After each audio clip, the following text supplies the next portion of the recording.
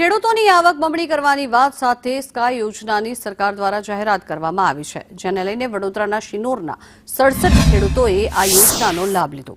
પણ આ યોજના હેઠળ MGVCLએ મોટા ફોફળિયા 11 kV ઝાંઝર કુવા સ્કાય યોજના ફીડરના ખેડૂતોને લોનના નાણાં ભરવા માટે નોટિસ આપી અને વીજ કનેક્શન કાપી નાખવાનો પણ નોટિસમાં ઉલ્લેખ કરતા ખેડૂતોમાં રોષ જોવા મળ્યો. જોકે આ મામલે ખેડૂતોએ નોટિસ પાછી ખેંચવા સહિત MGVCLની કચેરી ખાતે આવેદન આપીને ધરણા પણ યોજ્યા હતા.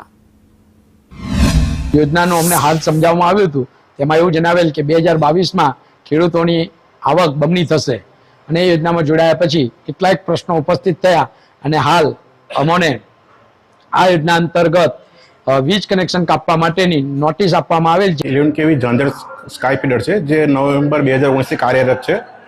તો તે ફીડર પર આપણે જે તે વખતે ખેડૂતોને સોલાર પેનલ અને મીટરિંગ સિસ્ટમ ને બધું આપેલું છે અને જે તે મુજબની લોન જે એમની રાજ્ય સરકારે લીધેલી છે એમના વતીની એના હપ્તા ભરવા માટે આપણે એમને નોટિસ આપી હતી.